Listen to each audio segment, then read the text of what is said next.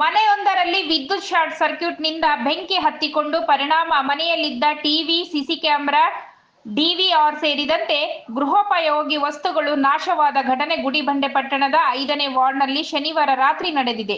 KEB Narasimhamurthy ಎಂಬುವರಿಗೆ ಸೇರಿದ ಮನೆ ಬೆಂಕಿಗಾಹುತಿಯಾಗಿದ್ದು ಎಂದು ತಿಳಿದು ಬಂದಿದೆ.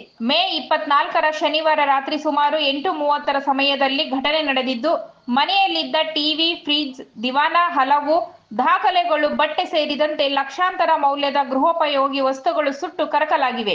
ಮನೆ ಯಜಮಾನ ಮಗ ನವೀನ್ ಸಾಗರ್ ಹೊರಗೆ ಹೋಗಿ ಮರಳಿ ಮನೆಗೆ ಬಂದಾಗ ಮನೆಯಿಂದ ಹೊಗೆ ಬರುತ್ತಿರುವುದನ್ನು ನೋಡಿ ಗಾಬರಿಗೊಂಡಿದ್ದಾರೆ.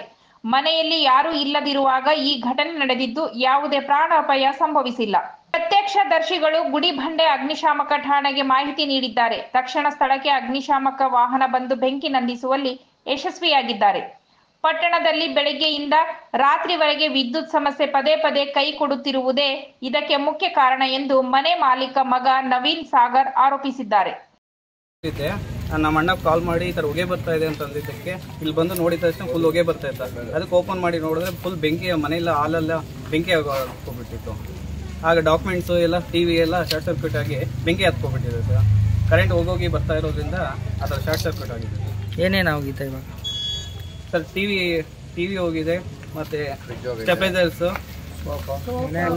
ಸೋಫಾ, ದಿವಾನ, documents bag, main documents bag ಎಲ್ಲ ಸುಟ್ಟೋಗಿದೆ ಸರ್ ಬೆಂಕಿ ಇದಕ್ಕೆ.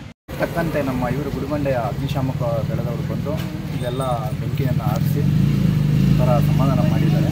ಒಂದು 2.5-3 ಲಕ್ಷ ಮೆಟೀರಿಯಲ್ ಎಲ್ಲ ಒಳಗಡೆ ಬರ್ನ್ ಆಗ್ತಿದೆ.